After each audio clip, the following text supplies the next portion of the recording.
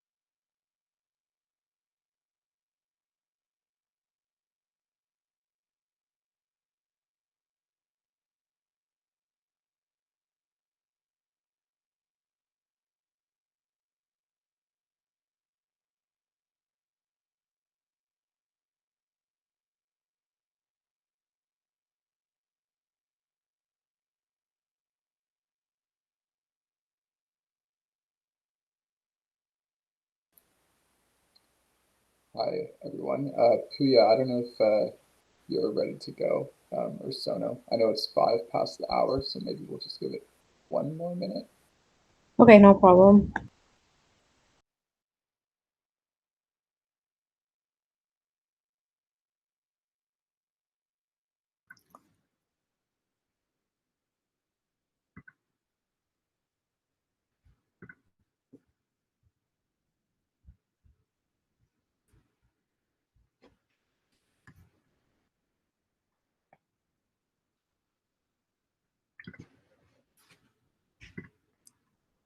Okay, I think we can get started now. I assume everyone who's going to be here is already here, so we can get going. All right, everyone. Hey, welcome to our scholarly writing workshop on creating scientific posters. So special emphasis will be placed on creating e-posters, as due to the current pandemic, many organizations and schools will be hosting events virtually, meaning that you will need to create an e-poster in place of a traditional scientific poster. So this presentation is brought to you by STEM Fellowship and QGEM, and will be presented by Pooja from STEM Fellowship, along with Cody and myself, Sono, from QGEM. So in this workshop, we'll cover many different areas that should help you create the most effective e-poster possible. First, we'll discuss the purpose of a poster, along with how to plan for creating your poster and what to consider while creating your poster. Next, we'll talk about what to include in your poster and how to break down an e-poster specifically. We'll then discuss the best ways to visually present your work, and then finish up by discussing poster do's and don'ts. So the purpose of any scientific poster is first and foremost to communicate information in a clear and concise manner, as well as generating interest in the subject area of your research, encouraging others to engage in a discussion. So recall that a scientific poster is simply the abstract of a research article presented in a visual form. There are a few things you should consider both before and during the creation of your poster, and this section will cover some steps for the workflow of creating a scientific poster, things to consider before creating the poster, considerations that need to be made while creating the poster, and the differences between e-posters and printed posters. The first thing you should do to start creating your poster is to conceptualize it, which involves narrowing down your audience, collecting your material, and reviewing the guidelines of your poster. Next, you should develop your poster by creating an outline or layout, figuring out the size of the objects on the poster, and figuring out the best design for the flow of your poster. After this, review your poster by asking for feedback, going over the feedback, and making the corresponding edits. Finally, practice your presentation both by yourself and with an audience, paying close attention to the pacing and narrative of your poster. Before creating your poster, there are a few things you should remember to do. First, look into the different platforms you can use to create your poster. Some examples of these are PowerPoint, Adobe Illustrator, and Photoshop. And also make sure to look at the cost of these platforms, where PowerPoint would probably be the least expensive and easiest to use here. Next, pay attention to the guidelines the organizer has provided you for your poster so that you can ensure your poster follows all of them. And finally, create a storyboard of your poster, as this allows you to plan out your poster, including things like narrative and pacing, which are both very important when delivering scientific communication. While you're creating the poster, there are a few considerations you should always remember. First, recall that the goal of any poster is science communication. So make sure you know your story and how you want to communicate it. Recall that you have limited space, so you can provide supporting data, but make sure you manage the amount of details you're including so you don't take away from the main results. Finally, you don't need to include all of the information you're planning on explaining. Just make sure you're including all key results, as the poster is only your prop and you are the presenter. A few considerations that need to be made are different for e-posters and printed posters. For e-posters, there are issues of limited resolution and smaller screens. E-posters also allow for the potential for videos or animations that can add to your poster. However, the framing and incorporation of these elements must be closely considered. For printed posters, the flow and pacing of the poster should be the main consideration. In addition, for printed posters, you should consider how colors will look on the physical poster when printed, as well as if the typography will be visually appealing in a physical medium. So now we have our first check your understanding question to make sure that everyone's following along and understands the presentation so far. So true or false, an e-poster should be exactly the same as a scientific poster, just presented virtually. So we have a chat feature. If you can just type in your answers on that, it'd be to the right of the screen, and then we can move to the answer. False, false, false. All right, yeah, there you go. So the correct answer for this question is, of course, false. There are multiple differences between traditional posters and e-posters, so you should keep in mind which one you'll be presenting when creating your poster.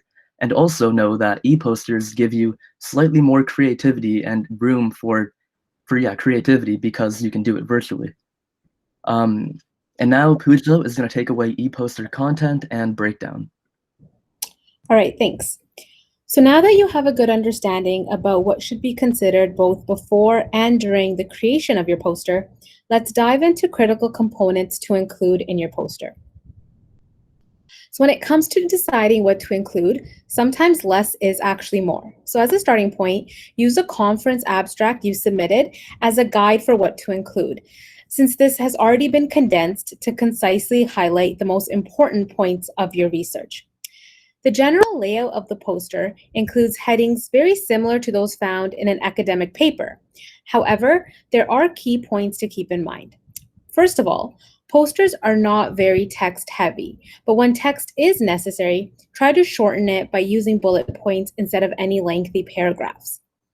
Alternatively, instead of text, it is best to rely mostly on images and graphics to communicate information. As a result, aesthetic elements such as font size and style are critical and should be large and easy to read, as well as kept consistent throughout the poster. In terms of what headings or components to include, ensure you are following the guidelines provided by the conference organizers. While most aspects are pretty standard, certain components related to the content can be very conference specific. For example, some posters might require you to include references while others may not. Finally, prepare early so that you have enough time to receive feedback and make any of the changes required.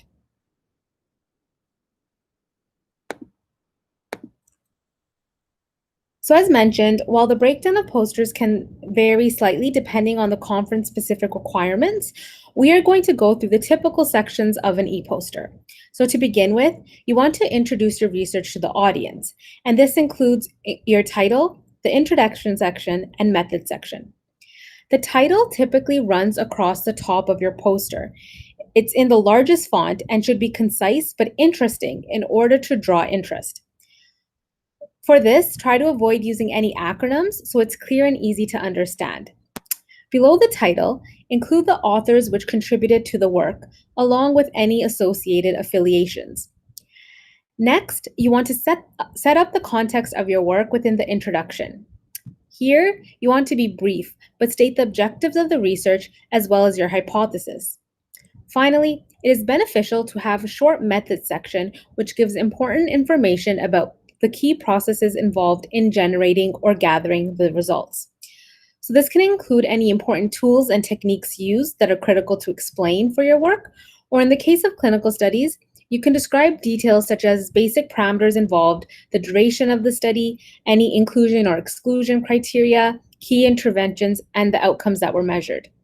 It is most effective to present the method section in either a flowchart format or using appropriate images and graphics.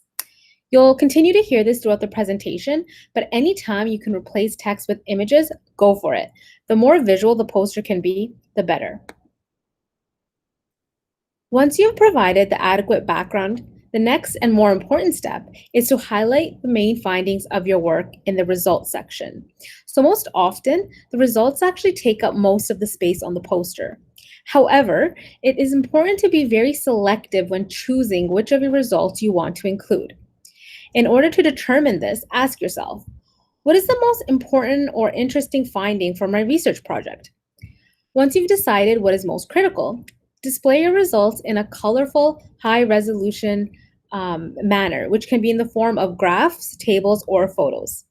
Limit yourself to a few nicely assembled figures, which can be further expanded on during your presentation, along with the help of figure legends, which should be accompanying these figures. Lastly, finish your poster by including a brief conclusion where you present the primary takeaway message of your work and highlight the significant implications of your findings. These concluding remarks should be drawn directly based on the results you have presented. The conclusion section is also a great place to mention any confounding factors or limitations which should be considered when interpreting your results. Often, you can end your conclusion section by offering some insight into next steps or future directions of your research. So now we're going to have another check your understanding question, and this involves a common thought most people have regarding content to include in their e-posters. So based on what we've discussed so far, do you agree or disagree with this opinion? So the opinion is, my poster should detail all aspects of my research, including in-depth descriptions of the methodologies and extensive analyses showcasing all of the results I have worked hard to acquire. I want to demonstrate everything I have done so everyone can appreciate my research. So again, you can use chat box to either say yes or no if you agree with this statement. Okay, so we're seeing a lot of no's, and that is indeed correct. So while it's completely understandable to want to show off all of your work, especially because it takes a lot of time and effort to generate results, remember that the e-poster presentation is essentially an exercise in effective communication. So with the poster presentation, you have a very short period of time to sell your work. And so always remember that posters are meant to highlight the most critical, novel, and impactful aspects of your research. If you overwhelm your poster with too many details, it'll become very difficult for the audience to follow along, and as a result, your message might get lost. So next, we'll go over some design considerations that should be taken into account when creating your poster. So to get started, you have to ask yourself, how can I visually share my research with conference attendees? Should I use charts, graphs, photos, images, and how should these be displayed? Next, you must decide which software you'll be working with. So as mentioned previously, there are several options available from PowerPoint to Adobe products such as Illustrator, Photoshop, or InDesign. And good alternatives to Adobe products include Inkscape and GIMP. So choose something that works for you. Before you create any visual elements, make sure you are adhering to any guidelines provided. So some conferences may require the use of specific templates or layouts, and so you want to keep this in mind. In order to create good scientific e-posters, you must consider the following. So first of all, the logical flow of the overall e-poster really matters. Think of the order that the observer will read your poster. The flow should begin with aims, objectives, downward to methods, results, and then conclusions and references. Next, figure out how you want to design your e-poster in a way that would allow you to group the information into panels. And when you're doing this, don't forget to leave enough white space around the panel and edges. Third, think about how to make effective use of your space, all while maintaining good balance between negative and positive space. Next, you must pick a font style that is clear and legible. Headings will always require a larger font size to set them apart from the rest of the content. As mentioned before, list all authors and affiliations below the title because you want to give credit where credit is due, and ensure that you highlight the presenting author either by underlining or using some symbols like an asterisk. Make sure that you're only including high quality graphics in your poster. And lastly, always proofread all your content and ask others to go through it as well. It's also recommended that you follow these design principles that I'll be talking about to keep the poster as simple and easy on the eyes as possible. So use as little ink as possible and make sure that your language is concise.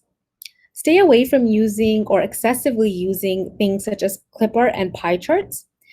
Do not pick random colors. So here we're really suggesting you use a color palette or colors that complement one another. So typically you want to use light background colors with darker fonts to create good contrast. And always make sure that the background isn't too dark so that the text still remains legible. When you're using something like arrows, keep them consistent and try to stick to using black for your arrows. And finally, use shaded backgrounds for solid shapes in your graphics, but avoid using them in your headings. So this is just an example of a poster that incorporates some of those elements we just discussed. And there's a nice clean layout here, and the results, as you can see, take up most of the section. They did use some clip art here, which we did say you should try to avoid. However, it's done in a meaningful way without taking away from the rest of the poster or distracting you from the main message. So you should feel free to be a little bit creative. Just make sure there's a good balance. Another thing to consider in designing your poster is grouping ideas and themes together using both space and color. And this is considered to be part of the Gestalt principles. So these principles are rules that describe how the human eye perceives visual elements, and they aim to show how more complex images can be reduced to more simple shapes. They also aim to explain how the eyes perceive the shapes as a single united form rather than separate, simpler elements involved. So, for example, ways you can address this is by using opacity to group layers on a graph and matching that opacity to importance. You'll understand what this means later on when we show you some examples. And also, color can be used here in order to emphasize key points. Another thing to consider during design of your poster is the hierarchy of importance. So this principle of visual hierarchy is in designing the poster in a way that some elements are strategically designed to draw more attention, suggesting a hierarchy of importance. It is important to create this order of importance in order to direct attention and make the information easier to follow. So with text, this can be done through the use of font color, font size, and font weight. For instance, the viewer's eyes will tend to be drawn towards larger and wider text sizes that are the most legible, and this will give these elements greater priority by the viewer. The same can be done with the color of the font used, as the font color should be in good contrast with the background, as mentioned previously. It is highly recommended that these strategies be used in order to create a visual guide that organizes the information being presented. So the following check your understanding question involves recognizing the techniques that can be used to establish a hierarchy of importance. So based on what we've discussed so far, which alternatives do you think is correct? So what techniques can be applied to establish an e-poster's hierarchy of importance? A, the color font weight. B, the color graphics and active titles. C, color font size and font weight. Or D, color canvas size and font weight. So you can put your answers in the chat box.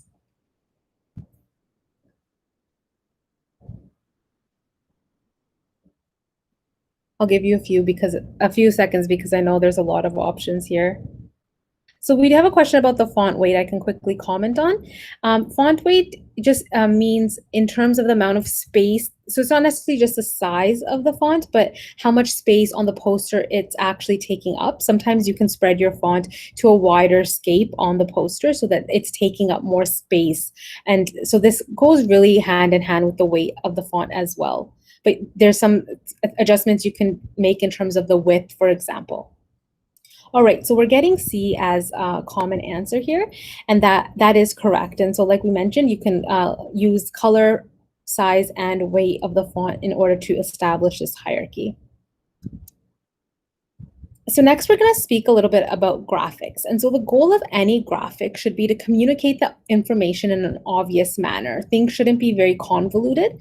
So always rearrange graphics or tables to show patterns and trends in the most obvious and meaningful ways. And it's important to remain minimalistic. So do not repeat axes or axis titles for every single graph that you have together. Keep this as minimalistic as possible while still maintaining the meaning of the graph. Graphics will allow you to convey data in a concise manner. And so to maintain consistency, it is highly recommended that you create your own set of graphics instead of simply copying already existing illustrations and graphs. It is crucial that you do your best to present information as clearly as possible and that you avoid misrepresenting any data. Make sure all the graphics included in the e-poster are legible, and if for some reason you don't have a lot of graphics to include, then spend some time focusing on the fundamentals of typography. Now, when it comes to paragraphs, and like we mentioned, you want to avoid paragraphs as much as possible. Start by asking yourself, how much text am I expecting someone to read, and should I be making full sentences or not? So as you consider the length of lines and the size of the paragraphs, pay attention to any spacing issues which may arise and tabulate where possible. Also remember to use active titles as they allow a person to speed read. Lastly, it is recommended that you use em- to set off words and add emphasis when needed. So as you work on creating an e-poster, it's important to remember that the templates that exist are a great tool which can help you get started fairly quickly. Nonetheless, it is highly recommended that you allocate enough time to think about the overall design of your poster. And it's important that you have a clear idea of the template's job versus your job. So for example, on one hand, a template can help you set the canvas size if printed, and if this is a printed poster and you need a specific physical size, as well as the aspect ratio. So for virtual e-posters, slides are slides are typically in a 4:3 aspect ratio. Templates also provide the layout style, so they can include the headers, figure legends, they can assist with font, size, and they can also help with branding. On the other hand, your job is to partition the canvas into different explanations. So divide the poster into sections that make sense for your story. Identify important entities, trends, and themes that are meant to be emphasized, and maintain continuity across your explanations. Alrighty, so let's go over some tips and tricks. I'll be presenting examples of e-posters. For each one, we'll present a version of the poster that could be improved, and I'll have you all participate. Maybe you could send some suggestions of areas of improvement in the chat function. And we'll summarize some of these issues of each poster, and then I'm going to show you what an improved version looks like. Alrighty, so here's poster number 1. And the question I ask you is, what can we improve? And why don't you just take a second to look at it and maybe throw something in the chat.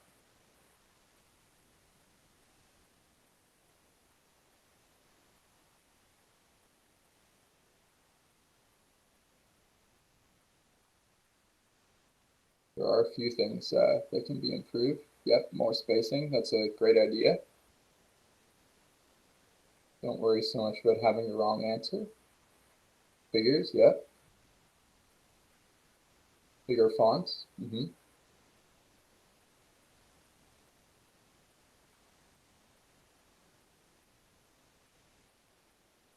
All right, well, we'll give you all time to, oh, someone said less words perhaps. We'll give you all time to think of some tips and tricks that you could use to improve as just more examples.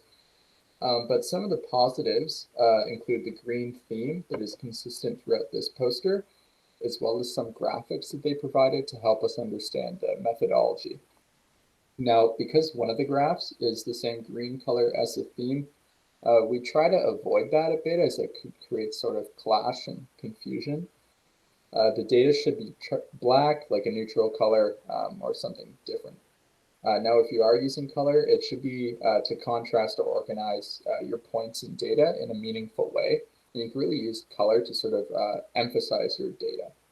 Now, the poster could be reformatted to highlight the key points. You could shrink the headers, blow up the results. So let's see what it looks like now. All right, beautiful. So here's a redesign of the poster that we just saw. For one, there's no more confusing dataset colors. It's all the same.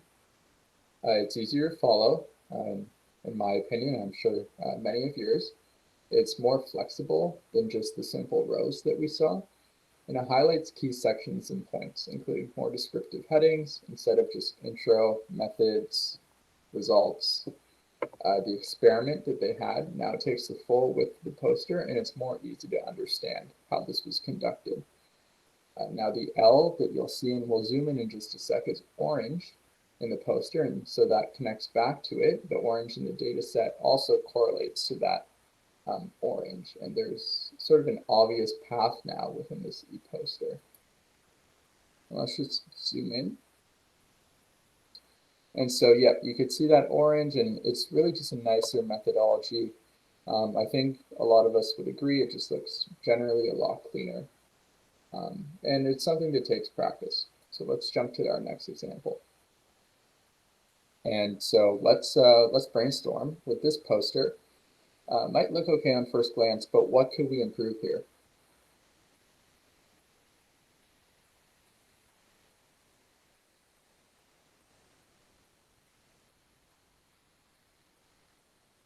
I'll give you all a few seconds, sort of think.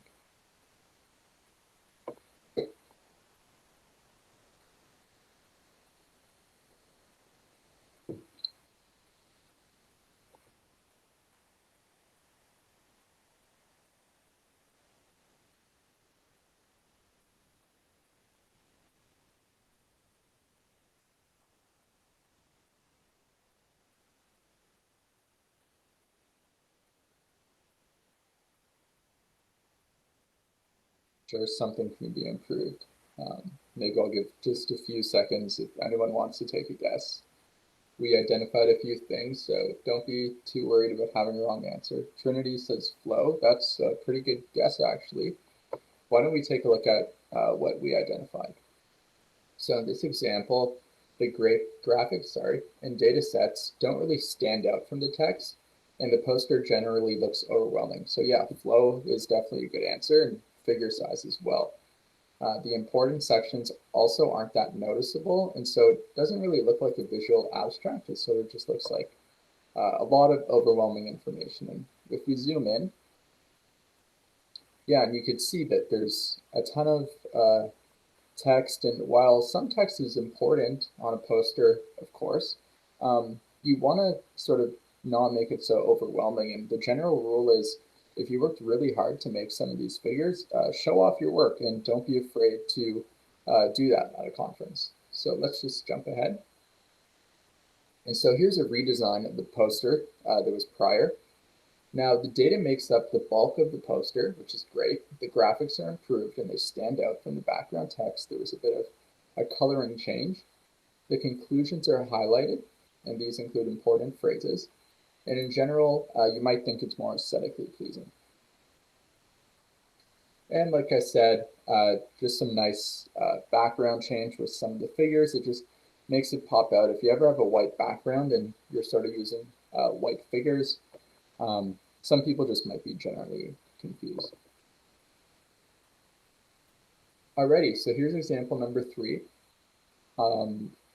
Perhaps any takers think of anything that could be improved. And for example number 3, we thought of a few different things. So actually, why don't we go to the next slide and just blow up example number 3 a bit bigger.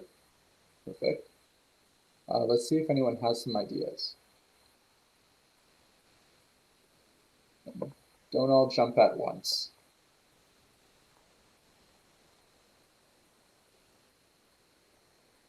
It seems like we're sort of on the track of color being an issue here, for sure. Why don't I give just a few more seconds for some people to get their thoughts in. Less text, okay. Especially with the abstract. I know there's an abstract section on this poster.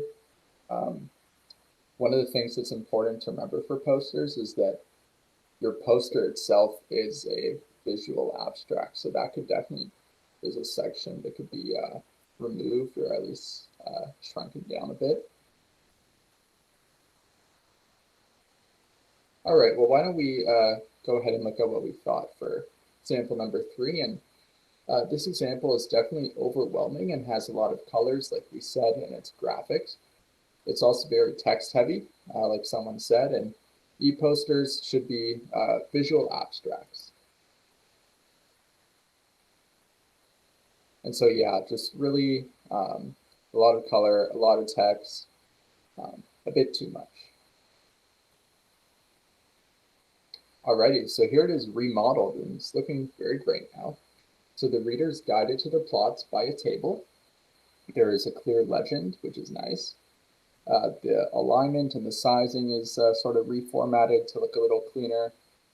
And there's more informative figures. So for example, that synaptic cleft figure, you'll see the normal condition in white and then a diseased condition in a bit of a gray tone, which is a different color, but it showcases that there's 2 different things going on. And the original poster, if you remember, there were some Eppendorf tubes to show the methodology, but it's a bit of an unnecessary detail because unless your experimental section of your poster is really the focus, so you designed a new experiment, there's no real need to show photos of the actual equipment. The key observations and the conclusions are now in blue, following the branding color. And it's also to just an important note, when you're following the branding color, make sure in this case it's the same shade of blue. Sometimes if it's slightly off, a person might notice, and if they're very, I guess, keen on color. And also you just want to look nice in general. So let's go forward to the next slide. And yep, that's just it blown up. Looks a lot nicer. let's jump to one of our last examples. All right, so I'll ask, hopefully some different people will respond, or go ahead. What do you think can be improved here for this poster?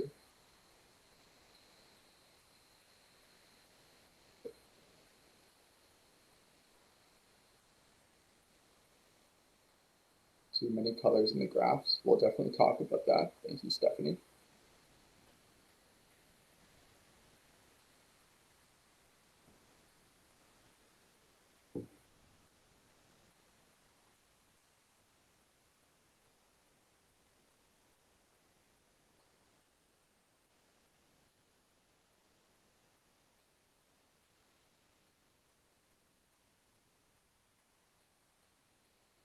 Okay, so at first glance, you might sort of think this poster is a good one because, like we had talked about, you sort of want to minimize your text and figures are really nice. But in terms of what we saw, so just want to say this is a physics poster and it looks like it focuses more on equipment and methodology in addition to the results. So we can see that they really dedicate an entire section to modeling of the results, hence the conclusions aren't as highlighted. While positive, there's many graphics and less text. So the graphics in low vibration facility, which is sort of that cube thing, are a little too dark. You might not be able to easily ascertain some of the details. Additionally, the heading colors are also, they kind of fluctuate throughout the poster. It's nice to just keep one heading color as opposed to random colors. And if you do use color, just try to organize the content in a meaningful way. So let's see the next slide. And yeah, like I was talking about, that little, I guess it's the low vibrational facility. I'm not too well versed in that. But yeah, it's sort of hard to just make out because the whole thing is grayscale. So let's see what they did. Awesome. So in the reworked example, the graphics are markedly improved. Now the colors in the low vibrational facility contrast more, so they're easier to see. And the reader is able to differentiate between these green blocks and what each one means, which is really nice. They've broken into elements, and notice how there's now explanations for each component that match the appropriate colors. And using color just sort of, not just font and font weight or font size, but color could also really guide someone. Now the conclusions are also given in a larger section, and when creating a poster, determining what sections you want to focus on and highlighting are really important. So usually this will be your results and conclusion, but in this case, there is a unique methodology. So it's also important to highlight that, and you'll really know if that's standard in your field. And that's what the full poster looks like, in my opinion, and hopefully some of yours, just a lot cleaner and nicer to follow. So that was it. Thank you all for coming. Now, if you have any questions for STEM Fellowship, there's a contact email.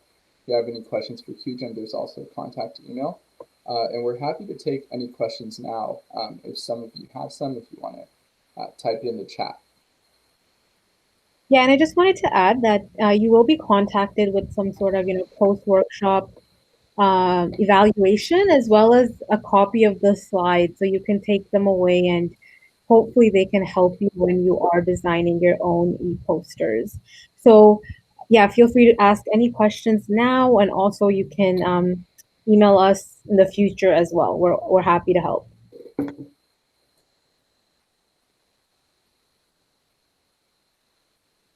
Alrighty, awesome. So if there's no questions, go ahead and enjoy the rest of your Saturday. It's good weather, at least where I am, as opposed to last week. So thank you all for joining us.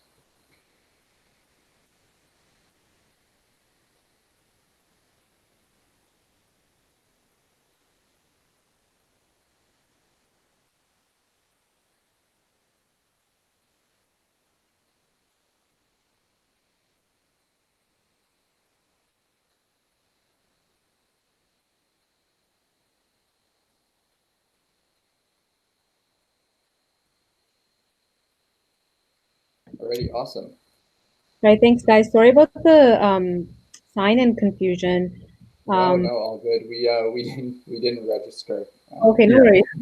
I know that's why I was like kind of scrambling to find the link to send to you, but I think it was fine because I did jump in and tell everyone we were just waiting a few minutes to wait for people to kind of join in. Mhm. We Okay. did, yeah. So let me just, sorry, I'm right now recording. Yeah, so